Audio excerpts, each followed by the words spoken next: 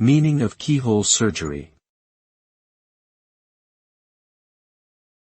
Keyhole surgery. Keyhole surgery.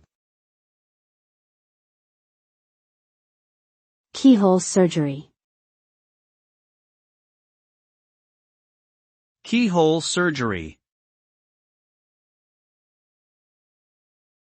Keyhole surgery is a minimally invasive surgical technique that allows surgeons to access the inside of the body through small incisions, using a specialized instrument called a laparoscope. The laparoscope provides a view of the inside of the body, allowing the surgeon to perform the procedure with more precision and less trauma to surrounding tissues.